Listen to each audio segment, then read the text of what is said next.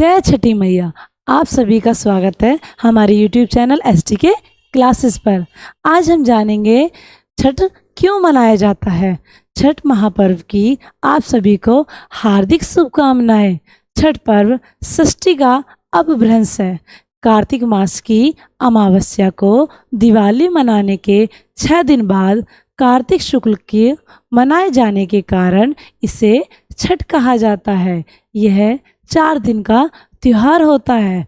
पहले दिन को नहाए खाए कहते हैं, जिसमें महिलाएं स्नान कर स्वच्छता का पालन करते हुए अन्न जल ग्रहण करती हैं। दूसरे दिन खरना पर विशेष पकवान बनाए जाते हैं, जिसमें गुड़ की खीर और ठेकुआ शामिल होते हैं। तीसरे दिन सूर्यास्त के समय सूर्य देव को अर्घ अर्पित किया जाता है और इसमें साफ सफाई का खास ध्यान रखा जाता है। इस त्योहार में गलती की कोई जगह नहीं होती।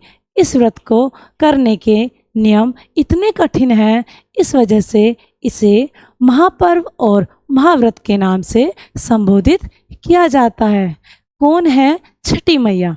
हम देखेंगे, हम जानेंगे कि छठी मैया है कौन और हम क्यों इस व्रत को मनाते हैं। मान्यता है कि छठ देवी सूर्य देव की बहन है और उन्हीं को प्रसन्न करने के लिए जीवन के महत्वपूर्ण अवयवों में सूर्य व जल की महत्ता को मानते हुए इन्हें साक्षी मानकर भगवान सूर्य की आराधना तथा उनका धन्यवाद करते हुए माँ गंगा, यमुना या किसी भी पवित्र नदी या पोखर के किनारे यह पूजा की जाती है। षष्ठी माँ यानी छठ माता बच्चों की रक्षा करने वाली देवी हैं। इस व्रत को करने से संतान को लंबी आयु का वरदान मिलता है। मार्कंडेय पुराण में इस बात का उल्लेख मिलता है कि सृष्टि की अधिष्ठात्री प्रकृति देवी ने अपने आप को 6 भागों में विभाजित किया था। इसके छठे अंश को सर्वश्रेष्ठ मातृ देवी के रूप में जाना जाता है, जो ब्रह्मा जी की मानस पुत्री हैं। वो बच्चों की रक्षा करने वाली देवी हैं। कार्तिक मास के शुक्ल पक्ष की षष्ठी को इन्हीं देवी की पूजा की जाती है। शिशु के जन्म के 6 दिनों बाद इन्हीं देवी की पूजा की जाती है। इनकी प्रार्थना से बच्चे को स्वास्थ्य, सफलता और दीर्घायु होने का आशीर्वाद मिलता है। पुराणों में इन्हीं देवी का नाम कात्यायनी बताया गया है, जिनकी नवरात्रि की षष्ठी तिथि को पूजा की जाती है। और अब हम सुनेंगे छठ मैया व्रत कथा। जानेंगे कि छठ मैया की व्रत कथा किस प्रकार है। कथा के अनुसार प्रियव्रत नाम के एक राजा थे। उनकी पत्नी का नाम मालिनी था।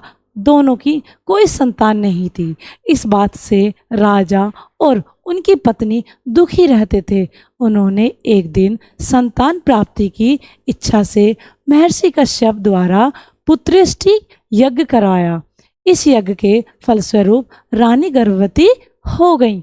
9 महीनों बाद संतान सुख को प्राप्त करने का समय आया तो रानी ने एक मरे हुए पुत्र को जन्म दिया।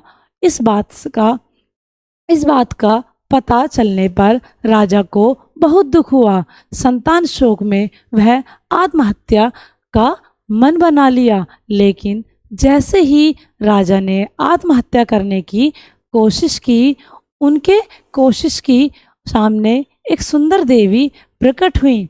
देवी ने राजा को कहा, मैं षष्ठी देवी हूँ। मैं लोगों को पुत्र का सौभाग्य प्रदान करती हूँ। इसके अलावा जो सच्चे भाव से मेरी पूजा करता है, मैं उसके सभी प्रकार के मनोरथ को पूर्ण कर देती हूँ। यदि तुम मेरी पूजा करोगे तो मैं तुम्हें पुत्र रत्न प्रदान करूँगी। देवी की बातों से प्रभावित होकर राजा ने उनकी आज्ञा का पालन किया। राजा और उनकी पत्नी ने कार्तिक शुक्ल की षष्ठी तिथि के दिन देवी षष्ठी के पूरे विधि विधान से पूजा की। इस पूजा के फलस्वरूप उन्हें एक सुंदर पुत्र की प्राप्ति हुई। तभी से छठ का पावन पर्व मनाने जाने लगा। छठ व्रत के संदर्भ में एक अन्य कथा के अनुसार जब पांडव अपना सारा राजपाट जुए में हार गए, तब द्रौपदी ने भी छठ व्रत रखा। इस व्रत के प्रभाव से उनकी मनोकामनाएं पूरी हुई। तभी पांडवों को राजपाट वापस मिला।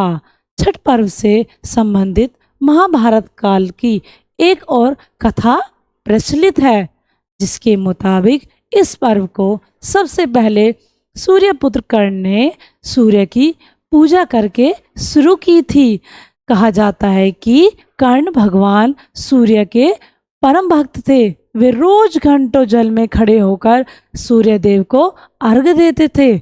सूर्य की कृपा से वे एक महान योद्धा बने। वहीं से जल में खड़े होकर अर्घ्य देने की परंपरा शुरू हुई। छठी मैया हम सभी पर अपना कल्याण करें, इसी प्रार्थना के साथ मैं आपसे विदा लेती हूँ। जय छठी मैया।